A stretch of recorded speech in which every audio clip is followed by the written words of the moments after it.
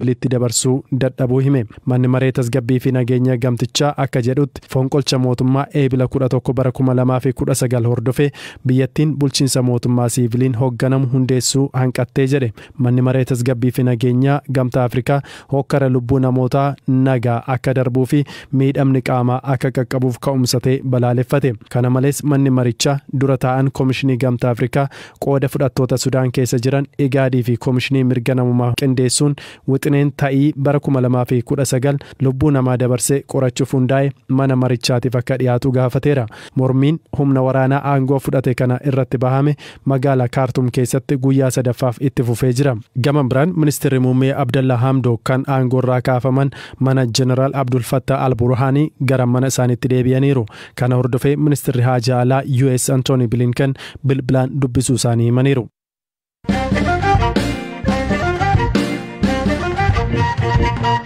Waldaan fannoo diimaa addunyaa waraanni kaaba Itoophiyaa furmaata ariifachiisa barbaadaa jedhe. Hoogganaan waldichaa Pitamoo ka guyyoota 3 fi Itoophiyaatti daawwannaa geegesse rakkoon biyyattii guyyaa guyyaan hammaachaa dhufuu hima. Pitamoo gaafiif deebii BBC waliin taasisirraatti lakkoofsi namoota deeggarsa barbaadanii haalaan dabalaa dhufuu hima. Kan furuun barbaachisa ta'ullee wanti abdii namaaf kennu mul'ataa hin jiru jedhe. Gambiraanii naannoo Amaaratti waraanni humnoota TPLF fi humnoota mootummaa federaalaa waliin godhamu hammaataa dhufuu jiraatonni BBC himan. Baqatoota 500 ol ta'anii fi da'oo kataate naannoo magaalaa Daseetti waraanni gaggeeffamaa jiru namootni dubbisni himan. Bakkee waraanni itti gaggeeffamaa jiru magaalaa Dasee irraa kiiloomeetira 7 fagaateeti. Booruu jedhamti. Karaa kutaa barriidha. Waraanni kutaa barrii fi booruu gidduutti gaggeeffamaa jira. Booruun magaala xiqqoodha. Hospitaala qabdi. Magaala Dasee keessa nagaadha. Uummannis galmawwan magaalittii eegaa jira. Hawaasa buqqa'ee dhufees oolchaa jiru. Dhaabbileen daldalaa cufaman jiru. Namoonni gadhiisanii bahanis jiru. Guyyaa 3 fi 4 dura jechuudha. Olola sangaan dhale jedhuun sodaatanii bahan. As gahan as galan oduu jedhuudhaani. Har'a an bakka waraanichaan ture. Garuu Dasee galan jedhamee sobaan odeeffamaa ture. Har'a waraana cimaatu jira. Bu'aa isaan barre. Dhiphina cimaa keessa jirra.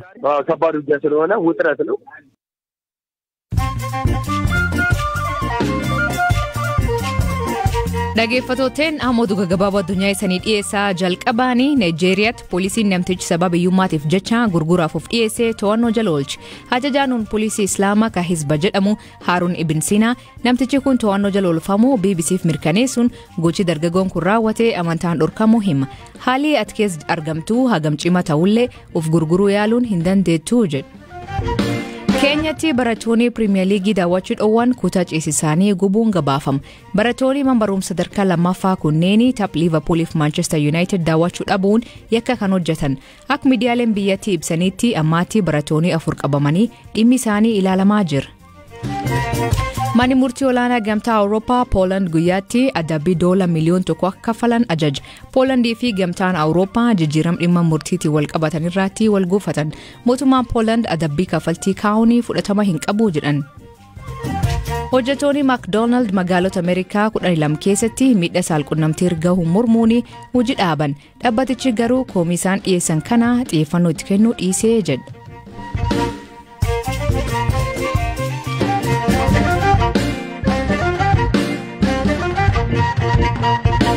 Itoophiyaatti tokkummaa dhugaa saba hunda hammata fiduu fi mariin biyyaalessaa qaamota hirmaachisuu gaggeeffamuu qaba jedha namni siyaasaa gaamessi obbo Leencoo Lataa gareemaan jedhamu waggoota 2 fi dhimkan irratti hojjechaa ture keessatti miseensa ta'uu kan himan obbo Leencoon hagammaatti tokkummaan dhugaa Itoophiyaa keessatti hin dhalanne jedha. Mariin kun an barbaachisaa jechuun Waayilikii Zalaalam Taadessaa gaafate. Hedduu barbaachisaadha. Ce'umsa irra jirraa gama kamitti akka ceenu irrattuu wal taanee hin jiru. Gariin gama of duubaatti deebi'ee sirna saba tokkichaa biyya saba tokkoo Itoophiyaa akka sanatti caasessuu barbaada. Warri kaan immoo of fuuldura deemanii federeeshinii sabdaneessaa kana dimokiraatessuu barbaadu. Waan baay'ee irratti humni politika biyya kanaa waan hundee ta'an irratti walta'iinsa hin qabu. walta'iinsa irra gahuudhaaf barbaachisaa waan ta'eef mariin biyyoolessaa barbaachisaadha. Marii biyyoolessaa kana keessatti eenyufaatu hammatamuu qaba? Yeroo baay'ee marii hunda hammate jedhamee jecha yeroo dubbatamuun dhaga'ama. Gaafa mariin gaggeeffamu garuu quubsaa akka hin taane qaamni garaagaraa immoo ni kaasa. Eenyufaa yoo hammatame mariin biyyaalessaa kun marii guutuu rakkoo biyyittii furuudha jettanii amantu? Murni tokko qophii marii biyyoolessaa kanaaf waggaa 2 darbee irratti hojjechaa baanee hojiin irratti hojjenne tokko qormaata gochuudha. Eenyufaa ilaala dubbiin marii biyyoolessaa kun ka jedhu isaan kan adda baafanneerra. Paartii duwwaa miti. Hojjettoonni keessa jiraachuu qaban, dhaabni qabeessaa keessa jiraachuu qaba, warri amantii hoogganan keessa jiraachuu qaban, uummanni saba isaa keessatti dhageettii qabu hamma danda'ame keessa jiraachuu qaban. Mootummaan qooda fudhata malee hoogganuu immoo hin qabu. Mootummaadhaan hoogganamnaan hin dabaa'u. Kanaaf mootummaan qooda keessa qabaachuun garuu hedduu barbaachisaadha. Maaliif deemee hojiirra ka oolu karaa mootummaa waan ta'u. Wanti kun heeraa oli waan heeratti deemu fa'ii mari'ata. Itoophiyaan biyya akkamiiti? Biyya saba tokkooti moo biyya saba danuuti? Biyya afaan tokkichiidhaan hojjetu moo biyya afaan saboota hundaatiin hojjetu ta'uu qaba? Itoophiyummaanoo maal fakkaata? Itoophiyaawwinnat jedhanii warri odeessan jiru. Itoophiyaawwinnattiin kun hanga ammaa eenyummaa saba tokkoo qofa hammata ture. Eenyummaa saboota Itoophiyaa hundaa immoo akkamitti akka inni hammatu gochuu dandeenya ka jedhu kana hunda waan hundee ta'an irratti mari'ata jechuudha. Deemee kun heera biyyaa keessattitu gala jechuudha. Marii kana booda mootummaa amma hundeeffame irratti namoonni dabalamanii hirmaachuu qaban, bulchiinsa keessa galuu qaban ni jiraatu moo maal jijjiiruu danda'a ree? Nuti waan mootummaa miti amma dubbiin jabduuni ummatoonni biyya kanaa waan bu'uura ta'an irratti mari'ata malee mootummaa jijjiiruu, mootummaa buusuu fi kaa'uu hojii isaa miti kun. Biyya kanatti marii biyyoolessaa yeroo jedhamu yeroo hundumaa salphisanii fudhatu. Paartiileen keessattuu daddaffiitti mootummaa ta'uu barbaadu. Ammatti mootummaa ta'uun balaa ta'aayyuu. Eessatti ceenaa irratti wal hin taaneen biyyi kun.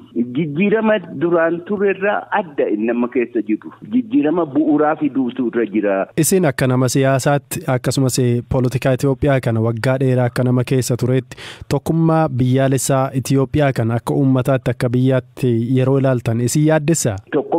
Tokkummaan dhugaa hagammaa Itoophiyaa keessatti mul'anne. Tokkummaa humnaan dhalatee humnaan eegamaa hamma ga'e. Dirqiidhaan dhalatee dirqiidhaan tokko taasisee bulchaa ture jiras. Tokkummaan dhugaa ammaan booda danda'ama.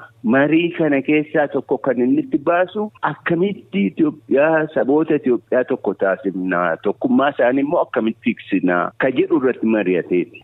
Uummata biyya kanaa mootummaa waan shakkuuf sababa gahaa qaba. Mootummoonni hagammaa aangoo fudhatan hundi dhimma ofii malee dhimma uummataa wajjin rakkanne. Ammaan booda agarra ta'a tarii mootummaa uummataaf uummatoota Itoophiyaatiif yaadu ganaa agarra ta'a. Qaamolee wal waraanan jiru obbo Leencoo ifatti kan beekamu addunyaa irrattis kan barame tokkummaa biyya Itoophiyaa isa dhugoomsuu keessatti qaamoleen kunneen marii biyyaalessaa gaggeeffamuu qabu keessatti hirmaachuu qabu, isaanis hammatamuu qabu jettanii amantu? Dhibdee baay'ee jira. Dhibdee kana keessaa inni tokkoffaan warra humna qawweedhaan deemnee aangoo fudhanna jedhu. Isaan kun qooda fudhachuun barbaachisaadha. Akkamitti qooda fudhachiifnaan humna hundatu wal taa'ee mari'atee murteessa sana. Hedduu rakkisaadha. Haala rakkisaa keessa jirra dhugaatti dubbachuudha. Humni poolitikaa biyya kana keessa jiru hundi qooda fudhachuu qaba. Akka garagaraatti qooda fudhatan ta'a malee.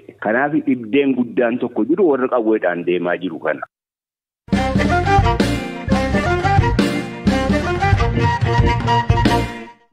Dhaggeeffattootni oduu gaddisiisan Afgaanistaan biyyi duraanuu rakkoo hamtuu keessa jirtu eegii Taliibaan aangoo deebite rakkoo namooma hamaan mudachuun namoonni miliyoona lakkaa'amu nyaata dhabuun akka du'aa jiran keessattuu daa'imman miliyoona ol hanqina nyaataatii fi du'aaf saaxilamuu himan Gaazexeessituun BBC Yoogita Limaayee hospitaal dhaabbanni Medicine Sans Frontiers lixa biyyattii Bakheerat jedhamuutu ijaaree imaluun haal gaddisiisa uummata keessa jiru argite.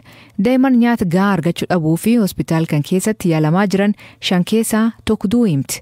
Haadhi tokko haal beela cimaa fi ilmaan 2 talakkuu irra dhukkubsatte hospitaal kanaatti ilaalamaa jirti.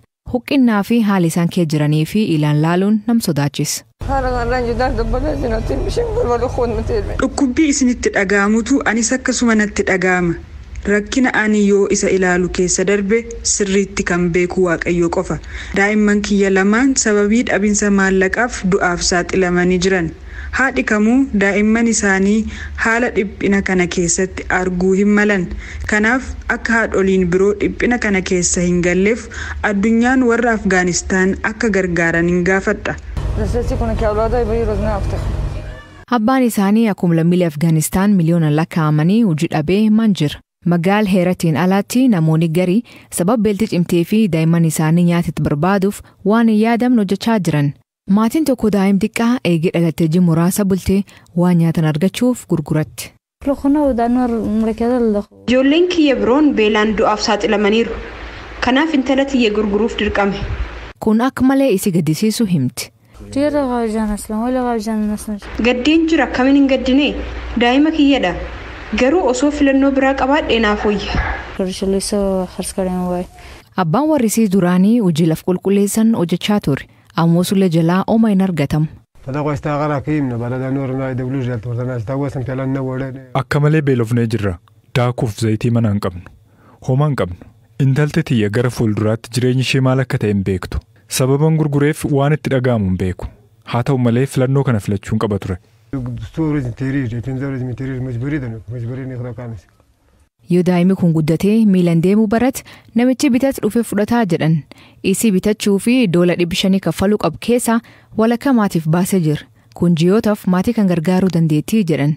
Intalti gaaf guddattee gurbaa isaatti heerumuu maatii tanaatti himee ture. Garuu namni mirkaneessuu danda'u hin jiru. Akkuma maatii kanaa namoonni hedduun daa'imman isaanii gurguraa jiran. Rakkin guddaa fi ariifachiisan haalii kun barbaadu afaaniin himuun hin danda'amu. Atattamaan gargaarsi uummata kan dhaqqabu baannan namoonni miliyoonaan lakkaa'amu du'uuf deemaa jedhan. Dhaggeeffattootteen sagantaan har'aa ganumaa nu waliin turuu keessaniif ulfaadha isaniin jenna. Mammaasii galgala kanaa namarra hin qabneetu gaangee namaa busheessa. Hiikan isaa maanii kooment keessatti nu beeksisa. Sagantaa kan qopheesse Zalaalem Taaddasaa gam teknikaatiin Oskar Bunga keessaniif dhiyeessaan astii galgalooti agburisaatti akkana nagaa akee bulaa oraa bulaa deebana hangafamaan dhan bulaa.